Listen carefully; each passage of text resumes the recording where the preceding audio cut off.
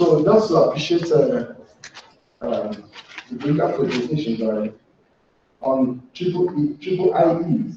Triple E's. You know, the thing that, like the question I wanted to ask exactly was what was answered by Dr. Luna. I was just wondering, what somewhere like me from accounting and finance, what's relevant for us? You know, but Dr. Luna has actually given some insight on that. And I believe that you see one or two things really come up from that. Because one of the things about this entrepreneurship is actually all one game. And everybody needs to just get some basic of that to be able to survive in his own field or in his own world. So I want to welcome questions because upon that brilliant presentation by Engineer Ali, I want to take some questions from one. Some of us will have one or two questions we want to ask to help us to draw down the point that they are made in the presentation. So if you have the questions, can you just raise your hands? We're talking about physical. I think we can take the pen and then we'll take the question. Okay, we can take the next presentation. It's a panel discussion. Okay, panel discussion. Okay, so it's actually a plenary session that is going to be anchored by Farida, and then we're going to be talking about challenges and opportunities in scaling a startup. So, and then in our team, we're going to our presenter, Engineer Liu, is going to be there, and then also we're having a list also Farida Adamu, and then we have Lawal. I don't know whether Lawal is in the house, physical or it's online. He's online. Let him just indicate that it's online so that we can be sure that it's with us. And then also we have Paul, are you there? Okay, he's there. Okay. Then we have yeah, thank you so much. Nusaibah, Kofar-Naisa. Just forgive me for murdering that name. I'm just to get the name right. And then we also I'm here. have, thank you so much. And then we have Surayyah, Ahmed also. Please, can we just go ahead with the discussion that we need to? Yeah, I am here. I want to welcome once again Farida, and you are the one that is answering the discussion. Can you just go ahead and set the stage running? Farida, want to see your beautiful face once again?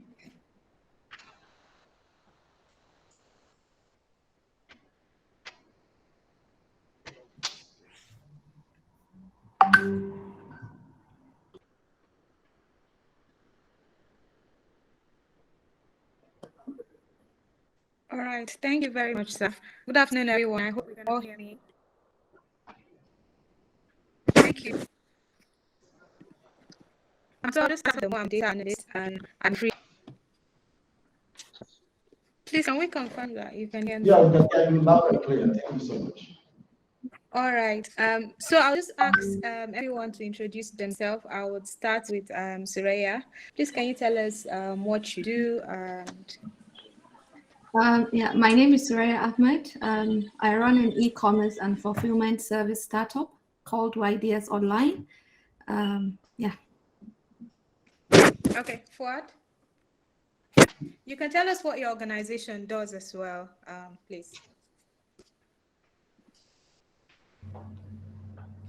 Hello, everyone. My name is Fuad. I lead growth at a company called Eden Life. Eden has one objective, and it is to make life easy for everyone by eliminating your chores, right? So it's a subscription service where you pay a monthly subscription. Someone comes to deliver food to you on a daily basis or however you like. Someone cleans your house. Someone does your laundry.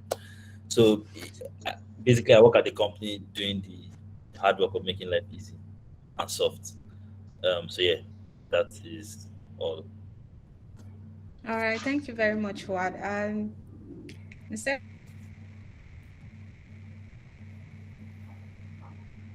Eva, Are you hearing us? can you tell us about yourself and your work?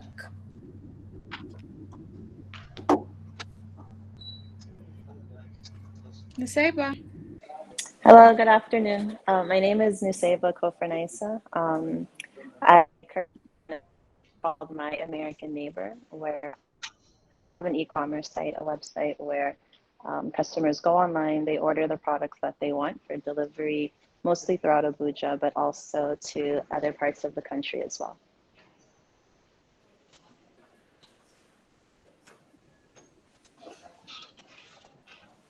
All right, thank you. So now that the introductions are off, I'll just go straight. What made you decide to start your business? So Nusaibah, you tell us first, and then Surayyah.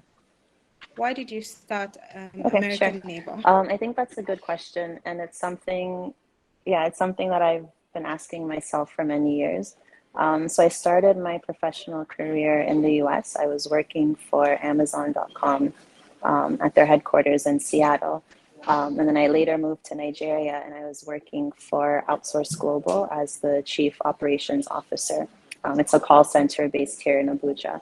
And I loved both jobs. I learned a lot. I really enjoy being in industry, but I felt like I had this entrepreneurial itch, like wanting to sort of branch out on my own, try things out, build a company from scratch.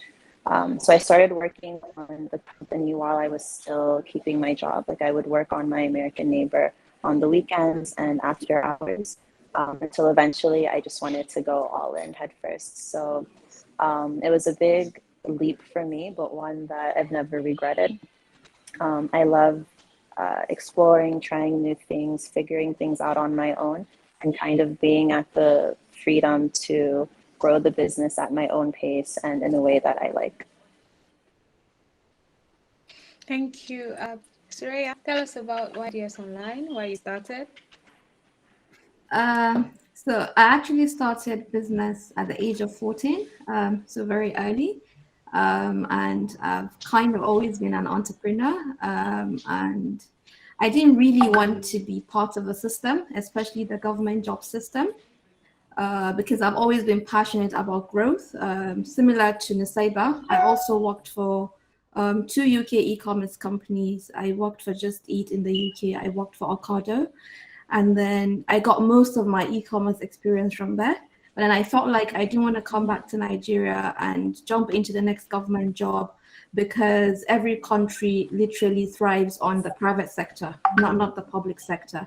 So I went to establish a company and, employ people, be part of a solution and not part of a problem that we're facing in the country. So, and to be honest, that has been what has been holding me back from, closing down when things get tough, like COVID.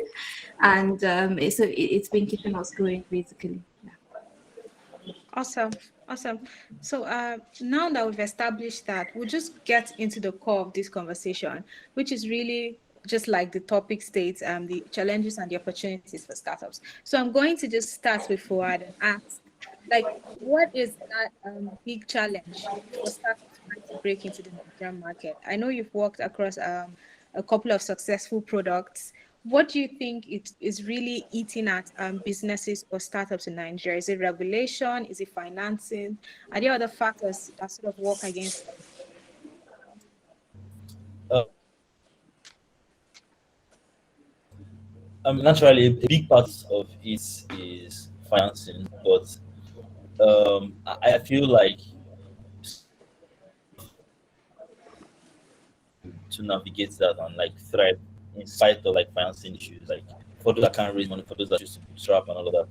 But interestingly, an even bigger, deeper problem appears to be talent pipeline, right?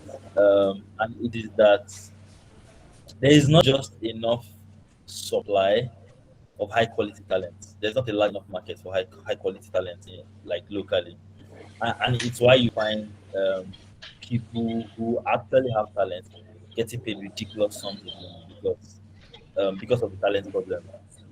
And I think that what has happened is that most startups over the last decade have invested in community efforts across tertiary institutions where you're most likely to find talent. You have things like Mandela's Learning Centers, you have some other communities like that. But the only way that aspect is fixed is if more companies and businesses figure out how to become more involved in the talent development and acquisition like space. There is a sort of gap and dissonance between like academia and like entrepreneurs, in the sense that entrepreneurs move very fast, right? We are moving at the speed of problems, and academia will not always move that fast, right? Especially in the context of curriculums and everything. So you find that students have to invest, like even when you see talents that comes from like tertiary institutions in Nigeria, you find that they have to invest so much energy in just like their own personal development for them to become more employable, more like in demand in the market. Notice how I did not mention government, because I feel like by design government is just slow, um, and government will never move fast enough, right? I mean, there are two ways to fix that. Either government learns how to move fast, and it's not even a Nigerian government problem, because you see stuff like happening in Congress where like even their leaders cannot comprehend exactly what is happening with startups and like technology companies. And if governments cannot move fast, they should just. I think governments just need to learn how to get out of the way wherever they can. But focusing on the things that we can actually control, I think that it like something that will have like significant impact for us is if we figure out how to drastically expand that pipeline, that talent pipeline, where we just have a market that is constantly churning out high quality talent, because it's no longer just a local thing. It is now talent for exports, right? COVID has proven to us that you can build many things from anywhere, right? And suddenly figuring out a way for even local talent to earn foreign revenue and bring it back to Nigeria, easy to start businesses here, right? You start to realize that even the finance problem is secondary. So if you ask me what the biggest problem is, and one of the biggest problems, I'd say is the talent pipeline. Okay, thank you so much for that insightful comment, Fuad. I picked on a lot of things you said, but I want to ask specifically about foreign revenue back to Nigeria. Mm-hmm. I think one of the things we're seeing is like Nigerian companies are gaining global attention, and they're getting investments from foreign companies and all American companies. Can we say that these monies are really coming back to Nigeria, or they're going elsewhere? Yes, you can't say that, right? Let's use one of the most successful companies and ventures, or let's say three of the most successful companies and ventures over the last decade, right? When it comes to funding, when it comes to expansion, revenue, and all of that, you can say it is to a large extent. You can say it's Conga, you can say it's Jumia, you can say it's Andela, right? Mm-hmm. But it is all that capital that they were able to raise that went into investing in local talents that is now creating the ecosystems that is giving us the base stacks and the flutter waves, Mm-hmm. right? Yeah. So Yeah. I feel like even when we focus too much on the numbers, the money, it's there's a tendency for it to quickly become very short-sighted, right? But what happens when people get money? It is like now that they have been empowered with serious like intellectual capital, right? And now they have spending power, they have better use for it, right? Yeah. That's why I don't even think capital is. I feel like entrepreneurs, yes, money will always be an issue, but I don't even think it's the primary problem, right? And because All look right. at Surayyah. Surayyah said even when he gets mad, right, she still continues to bootstrap and keep going, right? So yeah.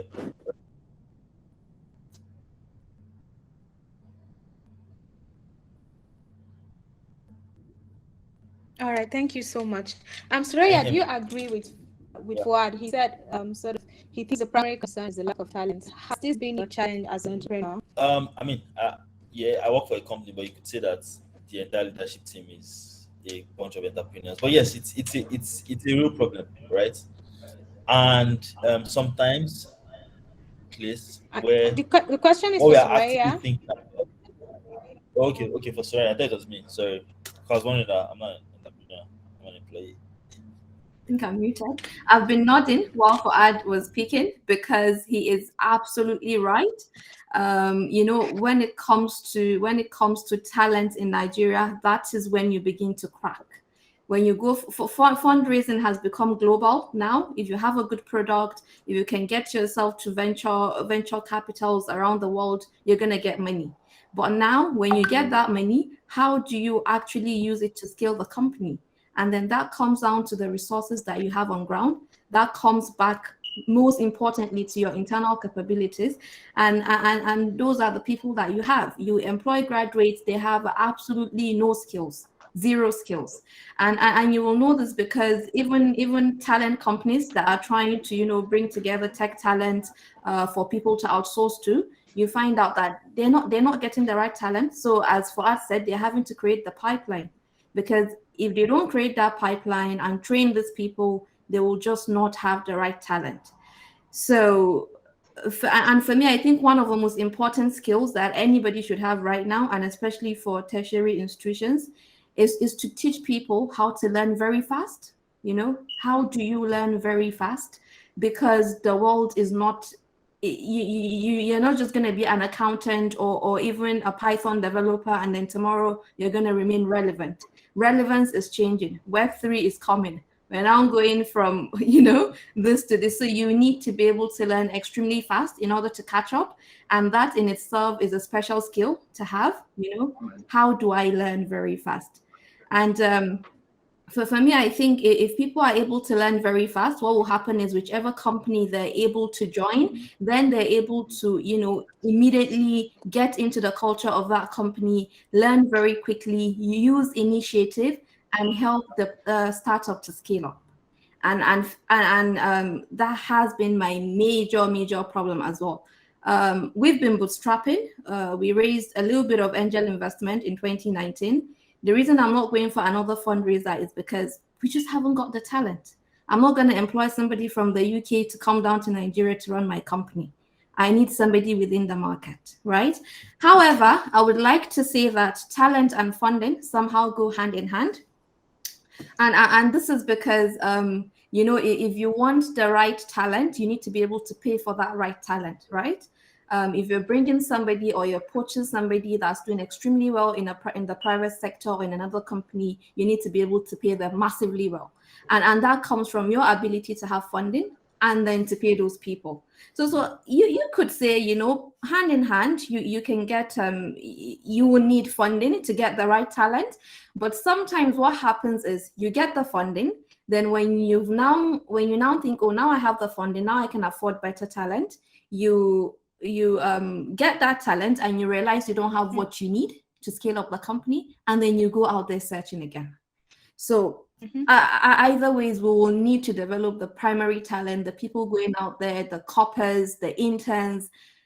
We will need to have basic infrastructure. And I know Fuad said the government is slow, but the government will have to chip in, because majority of our graduates are coming from government universities. Majority of our people are unable to afford private universities, and that means the pool of people that you can actually afford to hire in this country will eventually fall back to people that have graduated from federal universities. And these are the people that would have to build that in terms of skills. So whether we like it or not, if a government is not privatizing public universities, in which case we can hold the private institutions responsible, we would have to keep pushing for the government to actually improve their curriculum to just make things better so that the people coming out there are employable. I think Farida is not here, so I don't know if we can continue with the discussion or wait for her to join back. Exactly, I can see a lot of comments about talent saying, okay, Farida is back. Sorry, I lost my connectivity for a while. Thank you for holding me down. Yeah, we can hear you now. The Nigerian network thing is happening. So thank you. That was really insightful, Surayyah. So I'll just like to ask Nusaibah this question. So we're all at home, or most of us are at home, answering questions, building businesses. The entrepreneurs of today do not look like what entrepreneurs were 5 years ago or 10 years ago. Then you needed to probably have an office, be in a garage, start with certain things. Now you just need to have a laptop and and be connected to a group of people who share your ideas or who have the talent that you're looking out for. First, I want to ask, do you think that technology or internet or the way that the globe is structured currently has made it easy for you to become an entrepreneur? And how do you think entrepreneurship is going to evolve in the next 5 to 10 years? Yeah, good question. To answer it simply, yes, I think just the way things are running now, how easily accessible it is to figure things out, being able to sit in my home or at a cafe or wherever, if I have a certain question about how to operate a certain aspect of the business or how to grow the website or just general knowledge, to find that information. Everything is so accessible, and it makes the learning curve a little less steep. So I think, you know how they say a successful business, you can be a smart person, you can have the best idea, but things just kind of have to fall into the right place at the right time as well. A lot of it is based off of circumstance. And I think one of the benefits, despite how hard it is to run a business these days, one of the benefits is that there couldn't be a better time for the accessibility of information, resources, both paid and free. So to answer your first question, yeah, I think that one of the beauties of being an entrepreneur these days is that the access to figuring out the things that you need to make your business successful are just there, and they're in abundance. And your second question, can you repeat that, please? So what do you think is going to happen in the next 5 to 10 years? I think similar as Surayyah was speaking, it just kind of made me realize that when we talk about talent, it's not so much that someone needs to have a specific type of knowledge that you want to bring into your company or your industry. I think one of the things that I look for when deciding who to work with are who are the people who have the ability to learn and to pick things up as they go. You need people who might have a certain skill, like maybe, for example, they have graphic design skills or they have accounting skills, but who also know how to think, who also know how to ask the right questions, who also know how to take that learning into their own hands. And I think that's what we're going to see as we move forward. You might not have someone who specializes in just one area, but you'll be able to build a team of people who have expertise across a number of different fields and are willing to learn and to grow, and to not just say, okay, this is my job, this isn't my job, but they really become part and parcel of your company, and they help to grow it from, I think, a more non-traditional point of view, if that makes sense. Totally makes sense. So what I'm hearing from all of us is the future of work is lifelong learning. Relevance is changing. It's about who is learning fast, how fast they can learn, and if they can sort of take the responsibility of learning and identify some of the things that they can learn. So I would want to ask Fuad, now that we've talked about a lot about the challenges and the experiences of entrepreneurs, especially here in Nigeria, I'm always concerned, or I think, was it Victor Asemota or someone on Twitter, one of those tech entrepreneurship leaders, where we're raising concerns about are we really building for the African population? Because it's like there's a stream of products and they are probably for a select, or they're for maybe middle class Nigerians. But let me not go into that. The question I'm trying to ask is, like, what are some of the big changes we must make or we should make in Africa, or particularly Nigeria, to face this future effectively?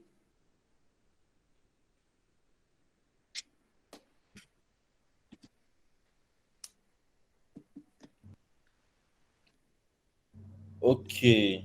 So I think that's a very, very solid point. The fact remains that because of our spending power problem on the continent, it will inevitably appear that people are building for only a certain like demographic or people with spending power and everything. I think in the long term, it still has its effects that works backwards and benefits everyone. A good example is smartphones, right? Mm-hmm. When my mother bought her first smartphone and SIM card cost her like more than her salary, right? Cost her Yeah. about 50K or something, right? Yeah. Yeah. But we first of all had to have those smartphones before we walked backwards and got to the point where we had entrants like Transion and everybody that crashed prices and made it more accessible to everyone. The fact remains that for a lot of people building like things, it will first of all be inaccessible. Yeah. But as the companies expand and grow, they start to walk backwards. I'll use Eden for example. I know that Eden is for the middle class Nigerian, right? Currently, you need to have like some spending power to allocate money for Eden to like Yeah. take charge of To your life outsource for your you, right? chores. But, Yeah. but what will inevitably happen is one of the things we've learned at Eden is that anything that we outsource currently, it suffers. So we're going to take more and more ownership of the supply chain. And as we walk backwards, right, it's bringing all kinds of people from the informal sector into the formal sector. For example, like around Lagos right now, there are over 100 cleaners in people's houses cleaning their houses right now, right? Those are people that 1 year ago they did not have health insurance. They would not have had pensions, right? So what happens is that by walking backwards, you start to bring more people into the formal sector, more taxable people for starters, people who can protect, who can like take care of their families because now HMOs now start to become a thing that happens. As you're walking back on the value chain and walking back on the value chain, and you can control prices, right? You can now start to drop prices and increase the pool, like make our consumer economy larger in a sense, right? But the reality of where it is right now is that there's a huge gap to fill, right? And the only way it is filled is to first of all tackle the problem that you can actually solve and begin to walk backwards, right? Yeah. That's what I think. That's why even though it's quite frustrating, especially like fintech, fintech processing, everybody's still processing less than 50 million people's transactions, right? That's what everybody's processing and raising billions for and becoming unicorns for. Right? But it is like they first of all have to process those ones before we now have scenarios where we can begin to expand and the economy can begin to expand and penetrate further. Because as much as people have stuff to say about capitalism, is that capitalism will always find a way. Right? Banks did not build banks in many parts of Nigeria, rural parts of Nigeria. I went to Birnin Kudu in 2017, right? And right after Juma, everybody just went from Juma straight to this one guy with the POS. Right, agency banking made that possible. You would never have had access to that, right? So capitalism finds a way. I can't believe I've become a capitalist, right? But capitalism finds a way. Amjala is flourish. I'm glad Nusaibah is Amazon. So I feel like you definitely understand, probably like almost likely even better, almost certainly even better than everything I've said. How capitalism finds a way. So yeah, that's pretty much it. I think that the best thing for a country like Nigeria, the best thing anyone can do for a country like Nigeria, if you have the resources, you have the privilege, is to work at a company that is doing something very interesting, because it helps you close the skills gap that Nigeria has, like the misfortune of Nigeria has given you already, right? By working in like high octane like environment, it helps you grow really fast, right? And then because you grow really fast, you can now do interesting things. One last point, I think that fundamentally in Nigeria we have an osmosis problem, right? I don't know if you remember science class. Osmosis, where it moves from region of lower concentration to higher concentration. We have a lower concentration of quality people and systems in this country, so we migrate to regions of higher concentration, right?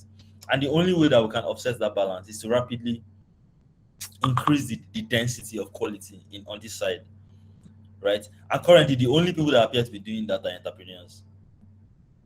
So we need more entrepreneurs. We need more entrepreneurs. Now, this brings me to the last question that I'm going to ask, and like it's for everyone on this panel. So, I think I once read a Steers Business article that I think it was written by Preston, and I think the argument he was trying to make is like Nigerians are not really entrepreneurs. Like people just start companies because they're trying to survive, or they're starting businesses because they're trying to survive. So I'm asking the question, what should drive a person to start a business? Should it be passion, or should it be an opportunity? Oh, there's money in fintech, I could build a fintech app, let me just build it. Or I'm really passionate about I personally, I have personal opinions about passion, but let me just let you and everyone else speak. Like, should it be passion, or should it be opportunity that should sort of drive people to start businesses? Surayyah, do you want to go first? Yeah, so I think is a mixture of both, and the reason I'm saying is a mixture of both is if you do not have passion to do something, you will see the opportunity and you won't take it. You know, I've seen a lot of people that are living in places where, you know, they can actually develop products, but their mindset is to be consumers, and so, you know, they just can't take the opportunity. So even if you have the passion, if you cannot recognize an opportunity, then you won't take the opportunity. If you see the opportunity and then you have no passion, you will not seize the opportunity. And I, you know, I read a research paper yesterday that said, you know, back to stairs business, I said we do not have entrepreneurs. I totally agree. Out of the 33% unemployment rate that we're set to have in this country, you would agree with me that a lot of those people are selling one thing or the other. They're traders. Everybody sells stuff on your WhatsApp status, sells stuff on your Instagram. Everybody is selling, but we just don't know how to structure, okay? So we don't know how to go from informal traders to actual startups that can scale. And I feel like that is where the focus should be, you know, teach people how to be entrepreneurs instead of telling people what entrepreneurship is. And I think a lot of our studies is telling people what entrepreneurship is as against teaching them how to be entrepreneurs. Almost everybody in Nigeria has one sort of entrepreneurship skill or the other. As I said, everybody's selling something, whether they're public servants or whatever, everybody's selling something. But we just don't know how to structure it and you know, how to move from that informal to formal sector. And once we're able to achieve that, we'll have an influx of entrepreneurs. And obviously, we cannot do this without government support. I'm still going back to government. We cannot do it without government support. We're going to need low interest loans, very, very low interest loans, lots of funding, things that are flexible for startups to actually access, you know. So startups don't run like normal SMEs, but right now the entire government support is focused on providing support for SMEs, and that needs to change a little bit. We need to be able to provide funding support for startups because the startup model is different from the SME model. So at the end of the day, if we can you channel speak more most about of that? So what do you mean by speak more about that to publicly? The startup model versus the SME model. I think a lot of people don't know the difference. So the SME model is I'm buying wrappers, okay? I'm buying 1,000 wrappers. Each of them is 1,000 naira. I'm going to sell them for 1,500. I'm going to take my 500 naira profit. That's done. That is an SME. That's a small business. Now a startup is saying, we want to build a product. We want to solve this problem. Whether we're making profit at this point in time or not, we want to start it. Now, by the time we start it, we want to scale into so market. By the time we scale into so market, we might be able to break even after 5 years or 3 years. Now, once we break even, we'll now start focusing on profit. So two different models. This person is focusing on what they're going to make right now, while a startup is focusing on the long term. It will take us 10, 20, maybe even more than 20 years to make profit. I know that Jumia isn't profitable, are they? They've got a loss of like €1 billion or so, you see. Uber is not seeing profit, any profit in sight, but Uber is in Nigeria. Almost everybody uses Uber. That is a startup model. Now, in an SME situation, Uber will not be in business, which means all those drivers that you're seeing doing Uber, they will not be doing Uber because Uber does not have money to burn down and grow. So what will happen is Uber will say, we're not making profit, we're going to shut down, okay? Whereas a startup's aim will be to grow, and once they've achieved an optimal level of growth, then they will go after profit. Now, our banking systems are not built to recognize a lot of the startup models. So what is happening is the loan systems, the process of accessing loans and funding are mostly around SMEs. What is your P&L? Let us see your P&L. You know, we've not built financing around that, and I think that is really important for that to happen, because then more people can build scalable products. And once we have scalable products, as Fuad said, we'll continue to move backwards. You employ more people, you make more informal sector people, formal sector people, they pay higher taxes. Overall, the economy scales higher. So we need a lot more of this, and the government will need to put in some sort of, support to continue to build as many startups as possible. I personally feel the Nigerian government has never had an opportunity like they do right now. Like, people are building despite all the challenges, and it's like there is the government by this side and there's the startups by the other side. It's like whenever the startup is having a good life, the government is saying, you guys cannot, it is not happening, we're coming to block you. And that isn't what it should be. There should be tax relief, there should be tax credits, there should be R&D credits to encourage research and development within the startup communities. You talked about companies being American instead of Nigerian. Well, if you look at it, Nigeria charges what, 30% income corporation tax? The UK charges what, 18 to 20%? Why will I register my company in a country that's being charged me 30% from the start? And there are tax people always waiting to take money from you and not to support you. So in the actual sense, you want to go to countries that will say, we're going to support you through your first couple of years. We might give you tax relief. We might give you R&D credits. These are all incentives that move people to register their companies outside Nigeria. And if we want to bring them back, we're going to have to put those policies in place. Thank you so much, Surayyah. Those were really powerful and insightful words. So I'll take that as your final comment. Nusaibah, do you have any final words regarding passion, regarding opportunity, or regarding anything else you wanted to mention before we close off the session? Sure. The last point that I would just mention is I think passion is important because I don't want to oversell the entrepreneurial lifestyle. It's great. You're your own boss. You make your own goals. You set them. You move at your own pace. But at some point down the line, burnout becomes real, and it's passion that's going to bring you back to focus. It's passion that's going to make you, stick to a disciplined regimen. Like, get the best job in the world, and if you're not passionate about it, like what happened in my case, at some point you're going, you're going to burn out, and you're going to look for something different.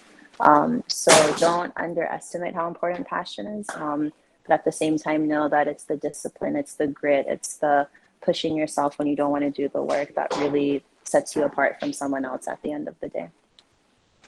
Thank you so much, Nusaibah. Fuad, final words?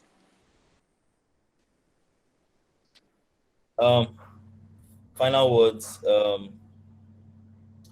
don't know, man. Like, I feel like everybody knows what needs to happen, right? Like we really do not have any choice, right? I feel like people start businesses because they're trying to survive. Yeah, that's fine, right? They survive, and like maybe that's the top of the funnel, right? They learn to do it better than others, and they learn to optimize and they learn to improve. We just want to make sure that as a society, at every stage that people are at, whether it is them starting a business because they're trying to survive, or it's because they've reached a point where they're now thinking of how to expand. We just need to build an environment that makes all of that possible and easy and convenient. Why should registering for anything be miserable? Why should sorting out anything be miserable? It's like we are pissed when you send a message on WhatsApp and it doesn't deliver. Like, whenever WhatsApp goes down, everybody from our grandparents to all of us have meltdowns, right? Because things just work. Yeah. It's like, why can't we have systems that work? I don't know, right? So yeah, I think my final word, just create an environment where things work and where things move. If you can make it fast, make it fast. If you can't make it fast, get out of the way. Exactly. And yeah, I agree with you that burnout is the ghetto, but it is what it is. Yeah, thank you for having me. Thank you all so much. Thank you, Fuad. Thank you, Nusaibah. Thank you, Surayyah, for your invaluable comments. I learned that both words mean the same thing. So, and thank you to the audience for listening and for paying attention. And I hope you've picked a thing or two. For me, is that we need to build an enabling environment, especially when we're talking about governments, regulators. But a personal takeaway for me is that relevance is changing. We need to learn how to learn. Work in an interesting company where you're going to build the necessary skills and relevance. And I hope we're all lucky enough to find that company. Thank you all for paying attention, and have a good afternoon. So I've listened to all what the team have said, from Nusaibah, Farida, Fuad, Surayyah, and I think they did very, very well. But one key component working with startup as an entrepreneur is the fact that the needs assessments are usually not done end to end. And sometimes they launch too quickly to the market, so prematurely, then they struggle. And because the entire ecosystem is dynamic, it changes very, very fast. So if you're solving a problem that doesn't address the key cause of a problem, or you're solving a symptom, then you won't go very, very far. And with the, I'm the kind of person that differ that funding is a challenge, really. You can raise funding. There are a lot of grounds out there to get you going. But how do you want to implement your idea to make it sustainable? That's the most important thing. And I think that should be the major takeaway. Implementing a solution that is sustainable and can stand test of time. That's what startups should take to heart. Not something that just comes today and it goes. So you see the difference between what Nokia Messenger 2Go and what you see with the BlackBerry, and today with the WhatsApp and all the over-the-top that has come up. It's just the time to market that creates the difference. So you should do your research very well and make sure that what you're bringing can stand test of time. So for startup, I will advise multiple Monte Carlos system, in the sense that you have what if every day before you get it right. And that's my contribution. Thank you very much.